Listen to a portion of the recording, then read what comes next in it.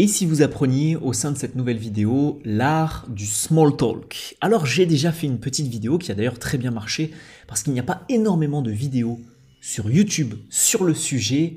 Qu'est-ce que le small talk? Et surtout aujourd'hui on va voir un résumé de livre, l'art du small talk, le résumé du livre de Gérard Shaw.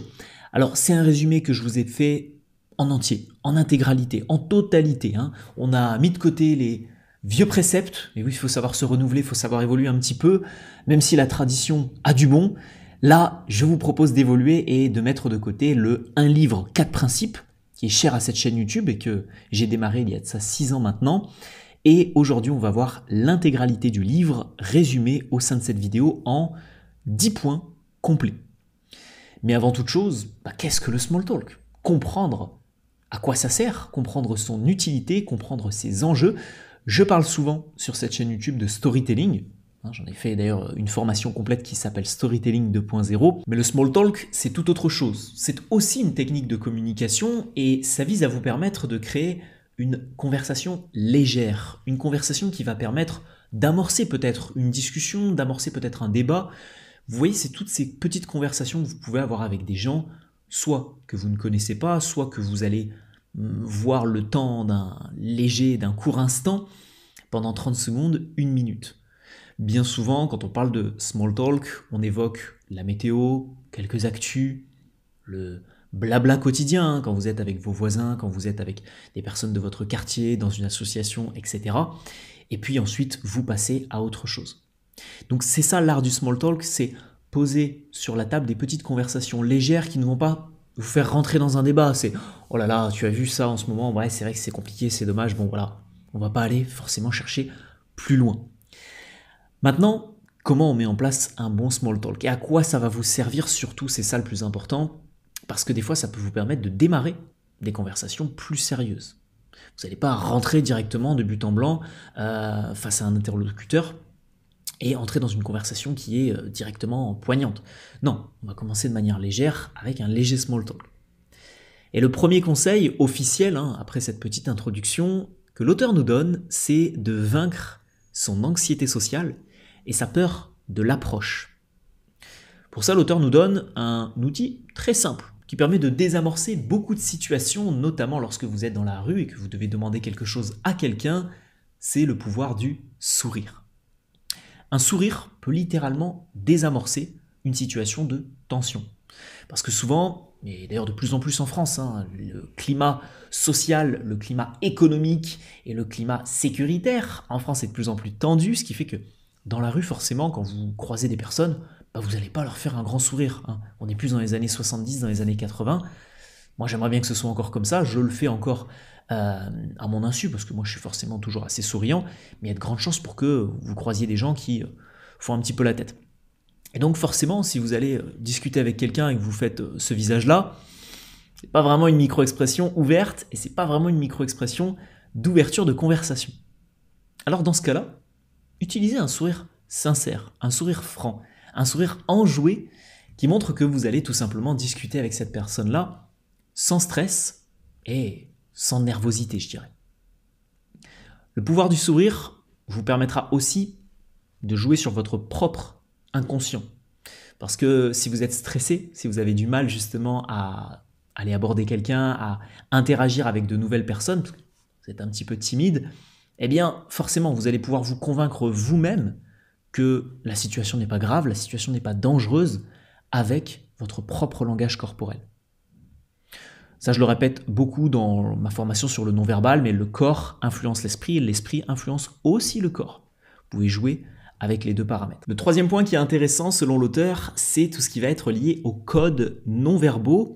On verra juste après le langage corporel plus précisément, mais les différents codes non-verbaux que vous pouvez avoir quand vous allez faire justement du small talk. Alors, précédemment, il nous a déjà donné une petite astuce, l'art du sourire, mais il y a aussi des éléments qui sont très importants et qui vont vous permettre plutôt de connecter avec quelqu'un très rapidement, très facilement, et d'avoir une discussion qui est fluide et claire. Parce que justement, lorsqu'on va discuter avec une nouvelle personne, cette personne-là ne nous connaît pas, et il y a des petits signaux à envoyer qui sont vraiment très importants. Que ce soit déjà une bonne maîtrise du eye contact, parce que si vous avez le regard fuyant, si vous regardez ailleurs, la conversation n'a pas le même intérêt et n'a pas le même impact. La maîtrise aussi, par exemple, un conseil tout bête, mais du hochement de tête. Quand la personne va vous dire quelque chose, vous demandez un magasin, vous demandez un renseignement, vous demandez une quelconque information, ok, je vois ce que tu veux dire. Sans forcément avoir besoin de parler, un simple hochement de tête peut faire la différence. Donc, on est presque déjà sur de l'intelligence sociale, on est sur des signaux non verbaux à envoyer à son interlocuteur pour être certain de réussir au mieux son small talk. Et puis on en découle sur le 4e chapitre, le 4e point qui va être justement la communication non verbale. Les différents gestes à faire pour renforcer, souligner certains points. Mais moi, ce que je vous invite à faire, ça c'est plus une précision que je vous offre, pas l'auteur qui l'explique dans son livre, c'est de faire des gestes qui sont autour de votre zone personnelle. Restez ici, ne soyez pas trop expressif. Vous ne connaissez pas encore votre interlocuteur, on est sur une conversation légère, pas la peine d'être trop influent, trop démonstratif, trop ceci, trop cela. Donc restez dans votre zone, faites des petits gestes pour souligner certains principes, pour souligner certains mots. J'étais à tel endroit, je me rends à tel endroit. Pas la peine de dire oui, j'étais là-bas et je vais là-bas. Bon, d'ailleurs personne ne fait ça, mais vous voyez ce que je veux dire. Donc utilisez votre langage corporel à bon escient. Penchez-vous légèrement quand vous discutez avec votre interlocuteur. Ou justement, montrez un petit peu de retenue par rapport à ce qu'il va vous dire, ou montrez que vous êtes peut-être pressé, etc. Bref, vous m'avez compris, le langage corporel vous servira à la fois pour envoyer de bons signaux, mais aussi pour souligner votre propre communication quand vous allez faire du small talk. Le 5e point, ça va être de briser rapidement la glace et de réussir facilement après le bonjour, le salut, si vous êtes dans une langue étrangère, la petite salutation, et de savoir démarrer rapidement votre small talk. Donc là, c'est la question qui s'y prête. C'est qu'est-ce que vous voulez évoquer, de quoi vous voulez parler. Qu'avez-vous pensé de tel événement? Vous allez au cinéma, vous discutez avec d'autres personnes après, qu'est-ce que vous avez pensé de ce film? Qu'est-ce que vous avez pensé de cette scène en particulier? Ça peut être la météo, comme je vous l'ai dit, ça peut être des discussions à la machine à café au travail. Vous pouvez parler de l'actu, mais encore une fois, sous un angle assez léger. Parlez pas de l'actu qui est brûlante et parlez pas non plus de politique, ne donnez pas non plus trop d'informations à votre interlocuteur.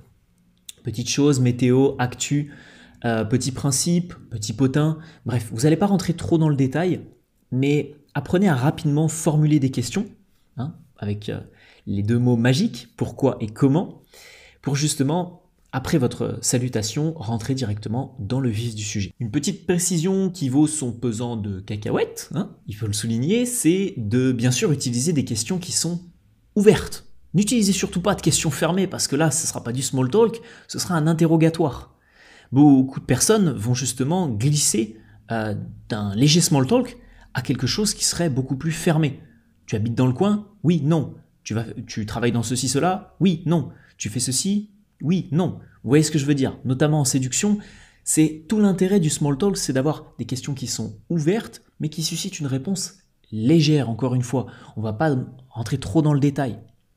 Et ça, c'est important, parce que sinon, vous allez glisser rapidement dans la case interrogatoire. Donc jamais de questions fermées, toujours des questions ouvertes qui commencent par quel, pourquoi, comment, etc. Alors je vais être très direct et on va carrément fermer l'ordi. De vous à moi, il y a différentes étapes pour améliorer sa communication et son charisme à l'oral. Et ça fait plus de 6 ans que je fais des vidéos sur YouTube, ça fait plus de 6 ans que j'accompagne des personnes sur leur prise de parole, leur capacité à négocier, leur pouvoir de séduction et plus globalement leur intelligence sociale. Et j'ai remarqué qu'il y avait un cheminement très précis à suivre et des étapes à respecter pour améliorer son charisme à l'oral. Maintenant, ce que je vous propose, c'est au sein d'une formation complète et gratuite d'analyser déjà dans un premier temps où est-ce que vous vous situez. C'est la partie 1, le bilan diagnostique. Et en plus de ça, de comprendre quels sont les exercices à mettre en place en fonction de votre niveau et en fonction de là où vous en êtes. Et pour moi, j'aime bien travailler de cette manière-là. Dites-moi si vous êtes d'accord avec moi. Dans un premier temps, on bosse l'aisance. On est à l'aise, on est confiant, on sait parler face caméra, discuter avec un inconnu, parler face à une foule. Et ça, c'est maîtrisé. On n'a plus ce trac. Ensuite, on apprend à être éloquent, à utiliser des mots percutants, à avoir une excellente diction et à formuler des phrases qui sont claires et impactantes. Et enfin, on vient ajouter la cerise sur le gâteau, on vient muscler son intelligence sociale, comprendre à qui on s'adresse, sous quel format, pour modifier son discours et le rendre, encore une fois, plus impactant.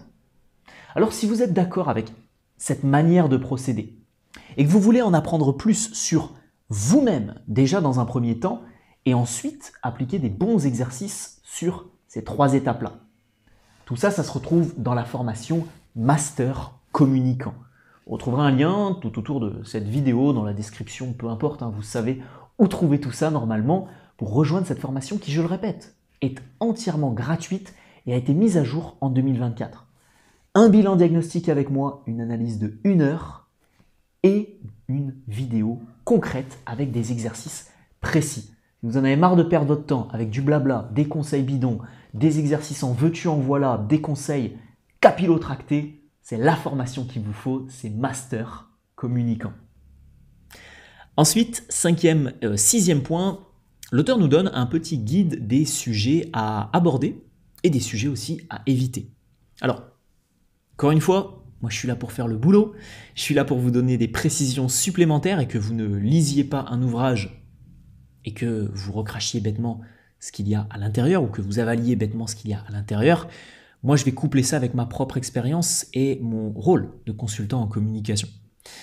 Pour moi, il n'y a pas forcément de sujet à éviter et de sujets à aborder. Bien sûr, il y aura des sujets qui s'y prêtent plus, on l'a vu précédemment, mais quand l'auteur nous évoque certains sujets à éviter, c'est assez délicat. Honnêtement, vous pouvez parler de n'importe quel sujet, religieux, politique, parler d'argent, etc., mais sous un angle très léger. C'est faisable. C'est plus compliqué, mais c'est faisable. Maintenant, l'auteur nous invite forcément à rentrer dans les voyages, les hobbies, rentrer aussi dans les événements récents, par exemple, si la personne est partie en vacances, rentrer dans les événements aussi de la vie quotidienne, comment se sont passées tes fêtes, si on est à la période de janvier-février, comment a démarré ta nouvelle année, comment s'est passée ta Saint-Valentin si c'est au mois de février, parce que là on est dans le thème. Ouais, je vous fais cette vidéo le 9, donc forcément.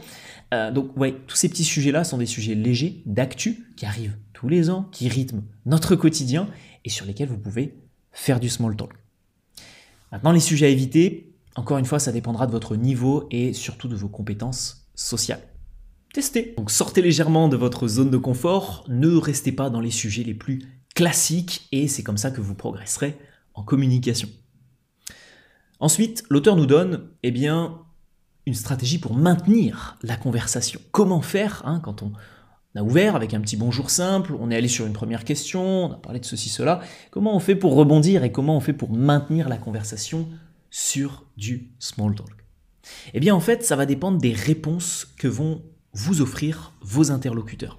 Si vous entendez à un moment donné que la personne vous parle de cuisine, de sport, de voyage, de décoration, de ceci, de cela, forcément allez sur ce sujet-là. La personne vous a parlé de cuisine, ok, quel est ton plat préféré? La personne vous a dit qu'elle rentrait d'un long voyage, est-ce que tu es déjà allé dans les destinations phares? Donc je sais qu'à une certaine période c'était Bali, donc l'Indonésie, la Thaïlande, etc. Aujourd'hui, les destinations phares des voyageurs, c'est quoi? C'est quelque chose comme Dubaï, peut-être les pays à l'est de l'Europe, quelque chose comme ça. Enfin, pas trop à l'est non plus parce qu'après on arrive sur les champs de bataille. Mais concrètement, allez sur des sujets comme ça. Si vous entendez que votre interlocuteur vous dit, écoutez, oui, moi là, j'ai fait la fête avec des amis, etc., parce que on a fêté tel événement ou tel événement, boum, allez sur ce sujet-là aussi. Là, on s'est réunis avec des amis pour voir le mondial de, je sais pas, d'un sport très très précis, le mondial de... c'est quoi ce sport dont tout le monde joue en entreprise? Non, c'est pas le squash. Si, c'est le squash. Ouais, c'est le squash, je crois. Voilà, le mondial, les championnats mondiaux de squash, boum, vous allez sur le sujet. Ok, vous faites du squash, mais est-ce que vous faites aussi du tennis, etc. Voilà. Donc, c'est comme ça que vous allez maintenir ça. En fait, l'un des gros pièges sur lesquels vous pouvez trébucher en termes de small talk, c'est le fait de réfléchir à ce que vous allez dire et de ne pas réellement être dans la conversation, ne pas réellement écouter votre interlocuteur. Je le vois en séduction avec pas mal de gars qui vont sur le terrain, qui m'envoient leurs vidéos ou que j'ai pu coacher en physique. Malheureusement, ils n'écoutent pas ce que leur interlocutrice est en train de dire. Et donc forcément, derrière, ils se retrouvent à parler d'un tout autre sujet alors qu'ils avaient une pépite sur la table parce que la fille venait de parler de tel ou tel sujet. Donc apprenez à vraiment écouter votre interlocuteur et faites en sorte de rebondir intelligemment. À la suite de quoi, vous pourrez conclure le small talk. Et comment on conclut un small talk léger? Eh bien, on le conclut par une ouverture vers une conversation sérieuse. Alors, soit on démarre une conversation directement. Écoute, moi j'aimerais bien discuter un petit peu plus avec toi sur ce sujet-là. Est-ce que ça te dirait qu'on prenne un café, qu'on s'installe, qu'on aille boire, par exemple, si vous êtes à un événement business professionnel, vous êtes en train de boire un petit cocktail, vous discutez de tout et de rien avec une personne. Écoute, moi j'aimerais bien qu'on continue cette discussion ensemble la prochaine fois, ou même maintenant. Ça te dit pas qu'on aille se poser là-bas, et puis ouais, tu me racontes la totalité de ton histoire entrepreneuriale, tu me racontes ton parcours professionnel, parce que là, j'ai l'impression que c'est une histoire assez enrichissante et assez intéressante. Voilà comment conclure un small talk, et après vous rentrez dans une conversation. Vous pouvez aussi, ça c'est embrayer directement vers une conversation, vous pouvez aussi conclure ça par la prise d'un contact, par le fait de poursuivre cette conversation plus tard, le but étant surtout de finir sur une note positive, de dire que vous avez vraiment apprécié ce petit échange avec la personne, découvrir cette personne-là, et que vous serez vraiment heureux, content de pouvoir poursuivre cette discussion dans un prochain moment. La 9e astuce que l'auteur nous donne, on arrive presque à la fin, et je crois que j'ai mis les 2 meilleurs à la toute fin de cette vidéo, pour ceux qui regardent en totalité mes vidéos YouTube, c'est la création de liens authentiques. En fait, dans votre small talk, vous devez intégrer des éléments de votre, vous le voyez venir, de votre storytelling. Pourquoi? Parce qu'en fait, dans votre small talk, vous allez pouvoir parsemer de mots-clés authentiques, de mots-clés sincères, de mots-clés profonds. Actuellement, je vous en ai déjà parlé. D'ailleurs, pour tous ceux qui ont trouvé où est-ce que j'avais déménagé, félicitations à vous. Mais j'ai quitté Annecy et je suis allé vivre à Nice. Eh bien, si je devais faire du small talk avec quelqu'un, je dirais que je viens de m'installer sur Nice, une ville que je connais très bien parce que j'y allais très souvent en vacances plusieurs fois par an.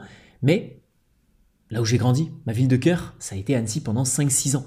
C'est là-bas où j'ai commencé ma vie active, commencé ma carrière professionnelle. C'est même là-bas que j'ai fini mes études. Et donc, forcément, je placerai le mot Annecy dans mon petit small talk avec cette personne-là. Et donc, automatiquement, je vais créer un lien avec cette personne. Que ce soit sur le fait, par exemple, d'être sportif, que ce soit sur la localisation, que ce soit sur vos origines, que ce soit sur vos goûts personnels pour l'art, la musique, n'importe quoi.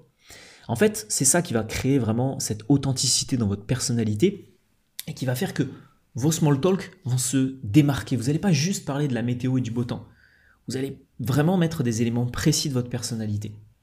Et ce qui fait que vous pouvez connecter avec quelqu'un, c'est justement que cette personne-là a soit les mêmes passions, soit les mêmes liens, soit les mêmes hobbies que vous. Si je dis que je suis venu m'installer à Nice parce que le climat y est bien meilleur, que c'est une ville un petit peu plus grande, avec beaucoup plus d'opportunités, et puis qu'en plus, c'est plus proche de l'Italie. Même si Annecy c'était à côté de l'Italie, il y avait quand même le tunnel du Mont Blanc à passer, les montagnes, c'est un petit peu pénible. Ici, je prends la voiture, je longe la mer, et puis en 30-40 minutes, je suis quasiment déjà en Italie. Donc ça va montrer ma proximité avec l'Italie, parce que c'est un pays que j'adore. Et si la personne, elle a les mêmes passions que moi, elle a le même goût prononcé pour l'Italie, boum, je connecte avec elle. Donc, c'est vraiment grâce à ça que vous allez créer des liens authentiques. N'hésitez pas à parsemer votre small talk d'éléments importants.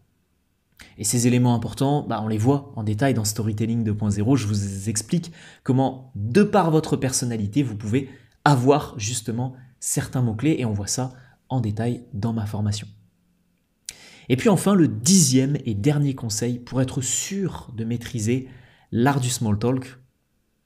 Est-ce que vous me connaissez suffisamment pour savoir de quoi il s'agit? Eh bien oui, c'est simplement la mise en application. La mise en place un maximum dans votre quotidien pour avoir une communication plus claire, pour avoir une communication avec plus d'aisance aussi. Essayez au maximum de faire du small talk. Alors, Il y a des personnes qui vont me dire bah pour moi c'est super simple. Je suis célibataire, je drague un petit peu dans mon quotidien, dans un club sportif, dans une association, au travail, dans la rue, quand je fais mes courses, quand je vais à la plage, ceci, cela. Donc j'ai l'habitude. Il y en a qui vont me dire oui mais William, moi au travail, je travaille avec des interlocuteurs différents à chaque fois, je suis commercial, donc le small talk, je connais bien. Mais il y en a pour qui c'est plus compliqué. Je prends par exemple le cas d'une femme qui aurait 40 ans, 2 enfants, un mari à la maison, la séduction, pas vraiment. Donc cette personne-là, si aussi elle travaille en tant que, je ne sais pas, secrétaire de quelque chose, mais qu'elle fait 2 jours de télétravail par semaine, 2 jours au boulot, avec une seule personne à son contact au travail, bah forcément, le small talk, c'est pas forcément très présent aussi. Mais par contre, quelle que soit votre situation, je pense que vous avez l'opportunité de créer des small talk avec les autres. Dans une file d'attente, au musée, dans un guichet, quand vous allez, voilà, vous avez des problèmes administratifs, vous allez aux impôts, vous allez ceci, cela, j'y pense parce que moi j'y suis allé il n'y a pas longtemps, vous pouvez créer un small talk avec la personne pendant que son ordinateur est en train de ramer parce que les impôts en France nous prennent énormément mais ont du matériel qui ne fonctionne pas. Voilà, ça c'était la petite interjection. Donc, vous êtes en permanence au contact de certaines personnes. Si vous habitez dans un appartement, vos voisins, faites du small talk. Même si vous habitez dans une maison, vous n'habitez pas non plus dans un château avec personne autour de vous, vous avez forcément des voisins, donc small talk aussi. Dans une association, c'est pareil, avec des jeunes, avec des anciens, peu importe, dans la rue, sur la plage, n'importe où. Même, limite, je vous donne un autre exemple, encore plus poussé, vous êtes dans les bouchons, vous partez sur vos vacances, vous êtes dans les bouchons en voiture, vous descendez la vitre, vous discutez avec le voisin à côté de vous. C'est un peu tiré par les cheveux, mais je pense que ça peut quand même fonctionner. Bref, vous avez compris, le but c'est de mettre en place un maximum de small talk dans votre quotidien, de vraiment pousser ça pendant plusieurs semaines pour maîtriser cette technique de communication au même titre que le storytelling. Et j'espère que cette longue vidéo de résumé de livre vous aura plu, mes futurs leaders. Vendredi prochain, le 16, on aura passé la Saint-Valentin, on se retrouve pour un personnage très charismatique à sa manière, les secrets du Joker. Comment débloquer son charisme avec 6, 7, 8 astuces qui façonnent le charisme du personnage du Joker. Alors à la fois le Joker dans la trilogie de Batman, mais aussi le Joker dans le film Joker.